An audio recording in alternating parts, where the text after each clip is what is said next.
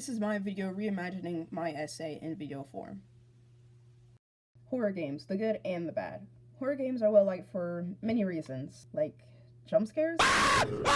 Well, give me a second. If you want to understand why they're liked, you have to understand what makes a horror game, then the subgenres that make up the genre. There are three major aspects of horror games: atmosphere, the narrative, and the psychological elements. If the game misses one of these, you'll end up with something like this. I don't know. A good narrative draws the player in. An example of this would be The Walking Dead. This game is often known for its emotional storytelling and choice-driven narrative. The choices you make result in who all will survive, adding depth to the story. The portrayal of characters add to the story and the overwhelming feeling to survive.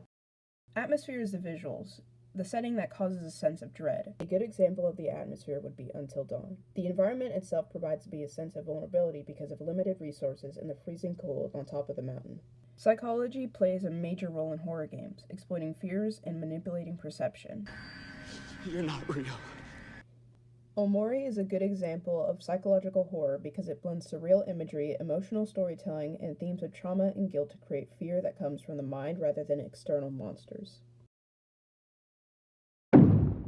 Psychological horror games are to disturb, unsettle, and evoke fear into the player, with common themes of paranoia, guilt, and going crazy. Mouthwashing is a strong example of psychological horror because it uses isolation, existential dread, and disturbing imagery to unsettle players instead of relying on jump scares. This works as psychological horror because of the internal conflict and the lingering impact it leaves on the people who play the game.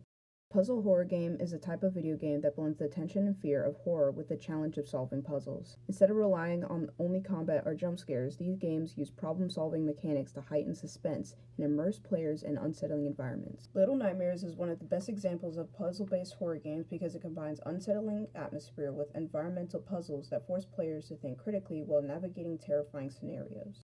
Post-apocalyptic/survival explores the aftermath of catastrophic events that lead to the collapse of society. These explore moral dilemmas, the human spirit, and survival. The survival approach comes from the scarce resources, forcing the player to make strategic decisions that heighten tensions. The Last of Us is one of the best examples for this, because it blends survival and collapsed world with deeply unsettling psychological and environmental horror. This project taught me that visuals are better than words when it comes to getting my point across. I remixed my horror video game classification and division essay because of the grade. I chose to present via video because I could be funnier this way and that I think shows who I am. I like reimagining it this way because it gets my point across in my own special way. I want the audience to be interested in some of the games and YouTubers that I like.